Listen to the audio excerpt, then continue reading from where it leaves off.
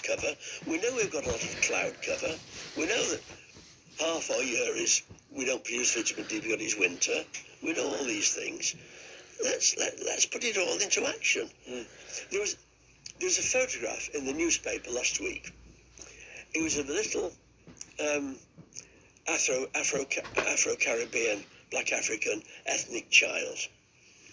And it said he was to illustrate a finding that's come from the paediatricians that ethnic minority children have a much higher complication rate after they've had their appendix removed.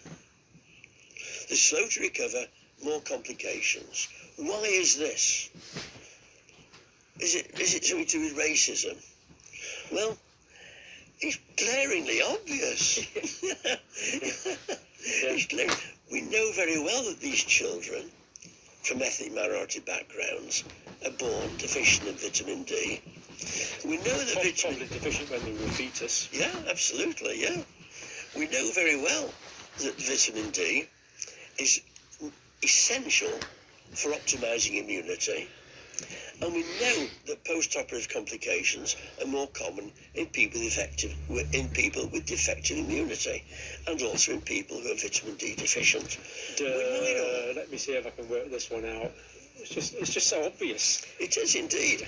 But in this article, in The Guardian, I think it must have been, this article, which is based on research done by, I think, paediatric groups, was never mentioned the possibility of vitamin D deficiency. And it can be put right immediately. With calcifidiol, literally immediately. Yeah, absolutely, yeah. Yeah, within 2 hours. Yeah. In fact, absolutely. There's two other lines of evidence that... The first line of evidence that convinced me about the accuracy of what you're saying, and I think we should say that you are one of the pioneering researchers and publishers on this. You did the early work on this way back in the 80s and 90s. So one of the lines of argument is why are we white? Because presumably our ancestors would be, if the out of Africa theory is correct, they would have been dark-skinned. Yes. And the evolutionary advantage in turning white as we migrated north is really the only reason.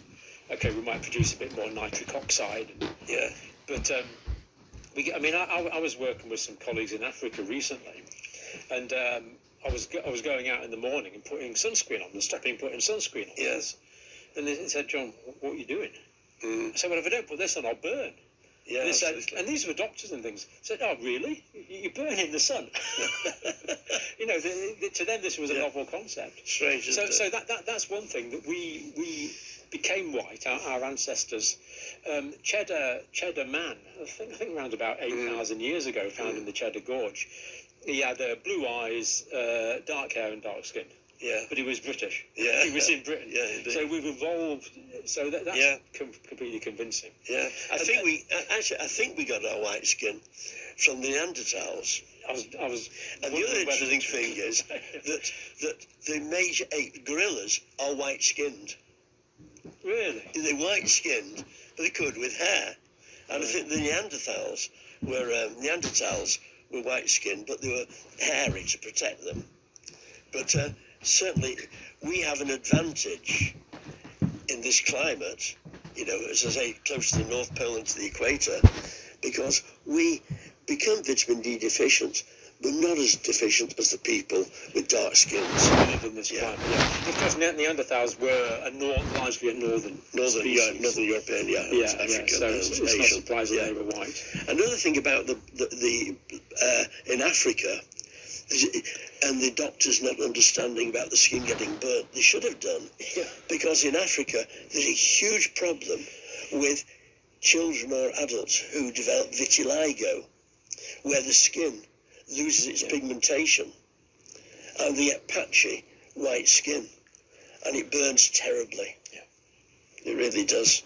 And also the genetic condition of albinism does occur in Africa, and a child who's born as an albino with white skin is a terrible condition to have there. They get terribly burnt. Yeah.